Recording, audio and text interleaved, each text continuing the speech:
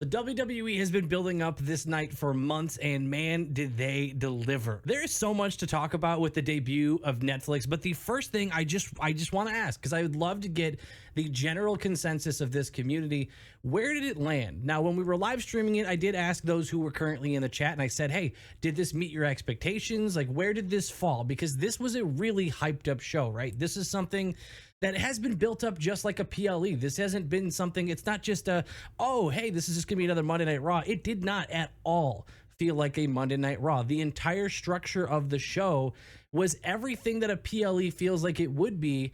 And the only real exception is that you did get a little bit more promo time. And for those of you who didn't have ads, you got to see some backstage segments that you would see on Raw. But everything else, when it comes to the structure, John Cena coming out, which we're going to talk about a lot of individual moments that I would love to get your guys' thoughts on. But generally speaking, based on what was hyped up, based on what you thought you were going to see, did this show meet your expectations? Did it exceed it? Did it fall short? And I would love to know why. If it overshot it, maybe tell me, were your expectations low, or did it really just knock it out of the park? And if you didn't feel it, tell me why. What were you hoping to see? Or, maybe there's a chance there was nothing they were going to do. Maybe you were hate watching. I don't know. Because right off the bat, the countdown hit 0.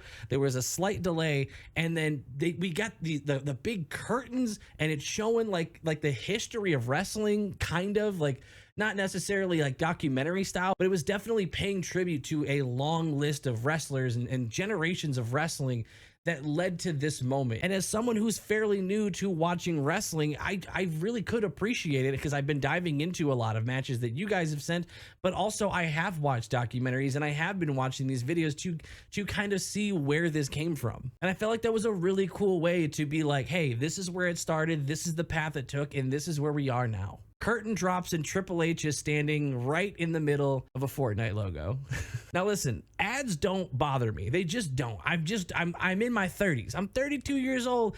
I've been living in a capitalistic world where there's ads everywhere. I'm sure right now I can look, and somewhere in front of me, there's at least 4 things being advertised to me, even if I don't realize it. So I'm not someone that you're gonna see complain every time it goes to commercial, or complain when they see ads on the mat, especially because I've been watching so much New Japan. There are ads all over the mat and the turnbuckles over there. So like, I don't see anyone complaining about those. So it's a little weird that WWE gets a lot of hate for it, but I digress. What I will admit is that the giant Fortnite logo is like, that's a choice for that to be the brand that's in the middle. It's not that it's bad. It's just funny, because someone's going to say something. People are going to make jokes. I don't care, but like, if it bothers you, let me know. But Triple H goes ahead and hits us with the classic, "Are you ready?" He pumps up the crowd. And I'm going to be honest, the first like half hour or so of this show was just pure hyping us up and getting the crowd ready for what's going to happen. And really, that's kind of one of the only reasons this show went a full 3 hours. Now, it was rumored this was going to go between 3.5 and 4. It didn't come close to that. It was just barely over 3 hours. So I don't know where that rumor came from, but a lot of it was just really just building up the energy, and it worked. I'm a sucker for that stuff, dude. Like the sound design, the lighting, you could just feel the energy, and especially with all the anticipation of this.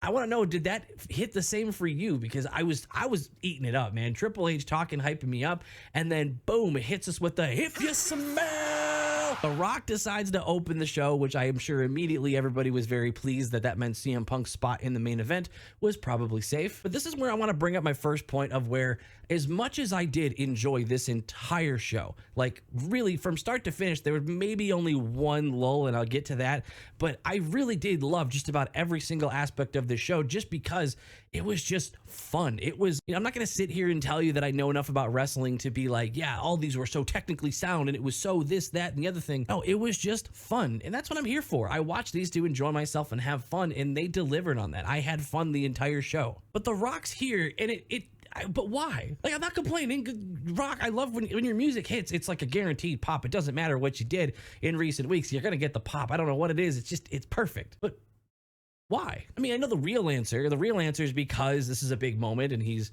like board of directors or something, and everybody knows who he is, and it's probably smart to have a recognizable name when you're starting up a show that you're hoping a bunch of people are watching wrestling for the first time. But story-wise, why? The Rock may have just been Dwayne Johnson for a good percentage of this promo. Either that, or we kind of regressed a little bit when it comes to The Rock and his feud with Cody or just the feud involving the bloodline in general, because he just straight up like thanked Cody and congratulated Cody, and it didn't feel like he was in character, but he was in the whole thing. Like he was doing his whole the final boss gimmick. So as much as like I really did appreciate that he gave that love to Cody, because it's well deserved. And those of you, I see a lot of people say like, oh, Cody hardly wrestles on TV. Yeah, that's because the dude's constantly putting in dark match main events like nonstop. I've been to a handful of house shows, and if you've been to a house show in the last year, I'm thinking there's a really good chance you watched Cody Rhodes in your main event. Like the dude has been carrying the company, not in the sense that like he carried it and it would have fallen apart without him, but he's done just so much for it. Like he has been exactly what the company has needed. He's being that face that's getting so many kids into the product. He is being this kind of generation's John Cena. And I know enough about wrestling at this point to know how important John Cena is to the company and how much he is important as a piece of the business, getting so many people into wrestling and giving so many young viewers especially an easy thing to hone in on and to look up to. There's a lot of value in that, and it was cool to see The Rock, or perhaps just board member Dwayne Johnson, acknowledge that in front of everybody. But I'm thinking maybe this means we're kind of done with this Rock storyline for a little bit, because the rumors were around saying he wasn't going to be at WrestleMania, which felt like it was just there to throw us off the scent. But this kind of leaned into it. I mean, it could be leading to something that you could make the argument that the Bad Blood appearance where he threw up like 3 fingers still could mean something later, but I don't know, man. This might just be another pivot where they were trying to tease something with Bad Blood with the 3, and then maybe that just didn't work out, and this is just kind of his way. Because I mean, I'll keep talking about The Rock. After the Roman Reigns match, The Rock came back out and put the Ulafala on Roman, dapped him up, or I don't know, maybe it was more of a handshake, but there was nothing but peace with The Rock. Like everything was fine with The Rock. I mean, either way, I appreciate him being there. I think it's really cool to have him there for moments like this. It gets a good pop and gets the energy going. I'm curious what you think. Is this kind of him confirming like he's probably done with the whole bloodline and Cody thing, and maybe he's going to be a while? Or do you think he's trying to throw us off the scent of the smell of what he's cooking? Speaking of Roman Reigns, he won his Ulafala back. We are back to having the true OTC, the tribal chief. I'm really curious what this is going to turn into in terms of next week's Raw, what that means for the new bloodline, because it's pretty easy to project in your mind what this would mean for Roman. You assume this means he's going to move on to some other storylines. And maybe, I don't think that bloodline is going to really stay super tight and be what it used to be.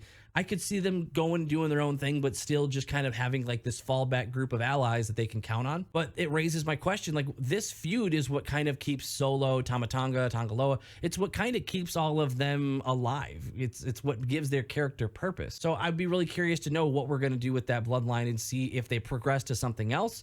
Like, would we have 2 bloodlines? And if we are done, are we done with Tamatonga, Tongaloa? Because do you see them in any way existing outside of this storyline? I hope so, but I don't know. I don't know if we're going to keep this same battle going now that Roman has actually won it back. Maybe there's going to be a rematch, but it almost feels like this was such a good finale. I don't know. Maybe this is counting on some sort of Paul Heyman betrayal or something to add a new layer to this, because right now as it stands, it's felt conclusive. Soon after that, we got 100% confirmation that Penta is going to be here. I'm not gonna lie to you, I don't know who Penta is, but you guys all get really excited about him, so you got me all excited about him. I'm picturing like this Mortal Kombat dude, like I think he's a lucha guy, right? So a luchador, he should have a mask on, I believe.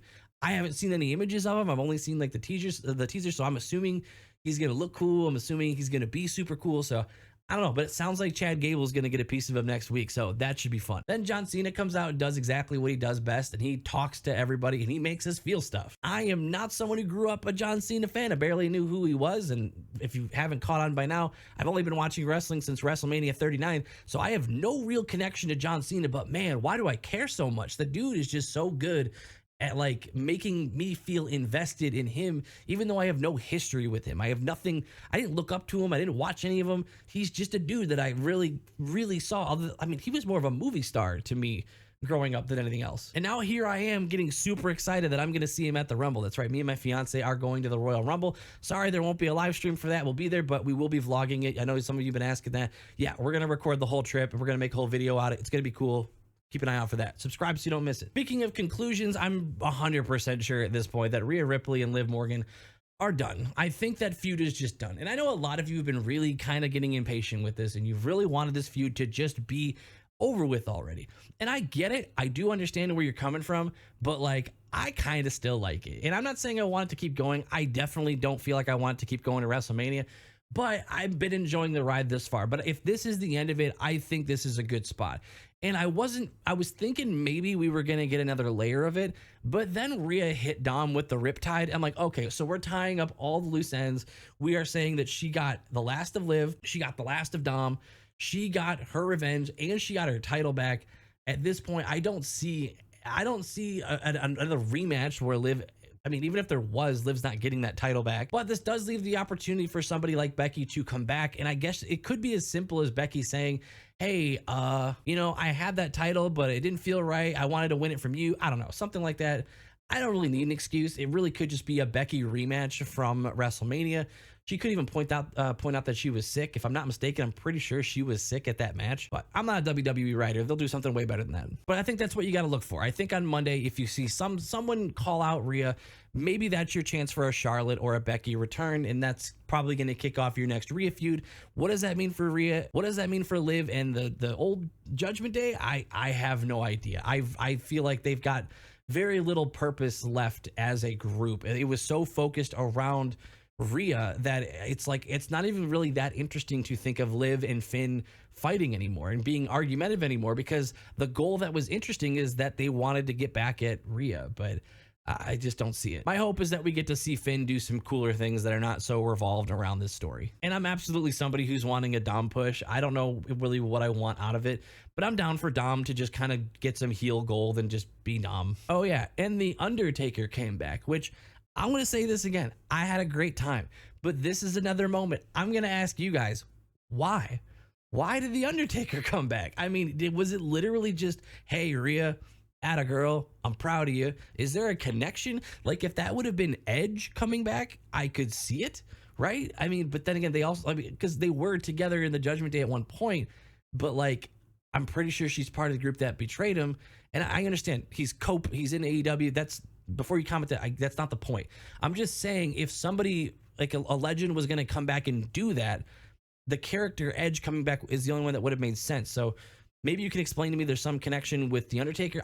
I have no idea. If my voice sounds like it's dying, it's because we streamed 2 pay-per-views and a Raw, PLE, and the Lions one on Sunday. But subscribe to the channel because we do watch-alongs for these shows all the time. And not just WWE. We're doing it for AEW as well, so subscribe. All right, let's get controversial for a second. What'd you think about Hogan showing up? I feel like the mass consensus that I'm seeing online is that it was a completely tone-deaf move for Hogan to show up, give a babyface promo, by the way. Definitely like, I love the crowd, brother. You, the fans, brother, but also drink my beer. And the crowd was just not having it. Now, I know there's some recent history with Hogan that is apparently it's not favorable to a lot of people, particularly to a lot of people who would attend a show in LA. Believe me, I don't need that part explained to me in the comments, but I'm just curious, is any of that from like the past, like way in the past? Like, did Hogan do something else other than the obvious that we know what we're thinking of right now? Is there stuff from like way in the, like, did he stop wrestling on bad terms? Was there,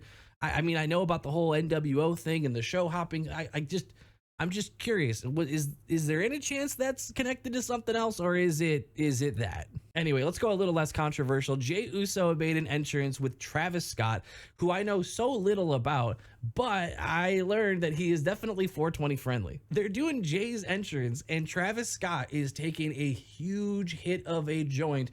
And it's like in perfect Netflix 4K HD quality, this puff of smoke.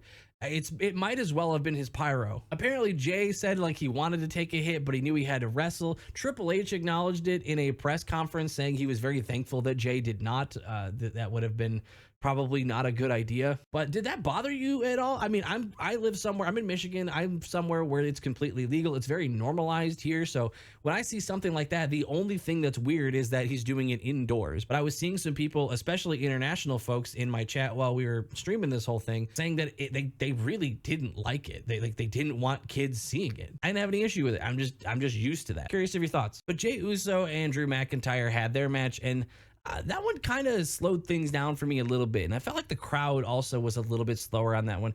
I felt like the match was fine. I just didn't really feel like there was as much of a history. There wasn't much heat. At least I didn't feel the heat like I did in all the other matches. Because I know this was kind of just Drew McIntyre doing his, like, I'm taking down all the bloodline thing. But then he lost, and he lost to like this, like quick move, this like dodging a Claymore from Jay, which was pretty slick. I'm not gonna lie, I like that we got to see a match end that way, but it was strange because I felt like Jay was gonna just be like level 1 on a list of Drew trying to go through a bunch of bloodline. Now it's like, I don't know what you do with Drew. I don't really know. I don't know what the plan is with Drew, but that match was just okay for me. I was kind of just for a good point of that, I was just kind of looking forward to the main event. And when the main event got here, man, it delivered. CM Punk and Seth Rollins absolutely killed this. I truly felt like these were two guys that were only half working and half shooting. Like, seriously, we were landing like GTSs where in slow-mo you were seeing CM Punk's face slam into Seth Rollins' knee. That's right, I did not get the names mixed up. Seth Rollins was hitting multiple GTSs on CM Punk. They were both trading each other's finishers on each other, and it was kind of wild. But it really did make it feel like this was a match of hatred. Like there was a lot of stiff chops. There was a lot of stiff moves that just felt like it felt like a moment of, you can trust me in this ring. Like, you are safe working with me, but also I still kind of hate you, and I'm gonna swing a little bit harder than I normally would. I don't know. You let me know if I'm seeing something that's not there, but it felt like there was a little extra. I mean, it could just be a really good sell job, but like, it felt like there was a little bit of extra oomph in some of those chops. But man, even after taking a beating from Seth Rollins, CM Punk pulls out the victory, and Seth Rollins looks pissed. I'm hoping this leads to some sort of major Seth heel turn. I'm hoping that this leans into him kind of going nuts, or as some of you may say, a crash out next week. I don't know. I don't know what to expect from it, but I'm hoping that this is at least going to lead to 2 more matches. I would love a best of 3, because that means my boy Seth should get a win next, and then who knows what's going to happen. I've been seeing some people say this could lead to a Hell in a Cell. Can you imagine in the time that CM Punk has returned to the WWE, he will have already given, if this is true, if this like hope happens, can you imagine him hitting 2 Hell in a Cell matches and a War Games match? I mean, it's already crazy that he's already done the War Games and Hell in a Cell, but the idea that it could lead to a Hell in a Cell again, or some other kind of like blood match, it's impressive, because the dude's not super young, but he's out here delivering. And as a fan who didn't get to watch all those years, I'm here for it. I appreciate it. I had a blast watching this. I can't wait for the next episode. I can't wait for SmackDown. I can't wait for Dynamite on Wednesday. Honestly, there's just been a lot of good wrestling over the last week. So if you want to enjoy that with me, feel free to subscribe to the channel, join the Discord. There's a ton of people in the Discord who love AEW, New Japan, WWE, TNA. We're talking wrestling 24 hours a day over in that Discord, and I invite you to join it. I invite you to join this community. Hit the subscribe button. Thank you to the patrons that are flying up the screen. I will see you guys in the next one. Bye.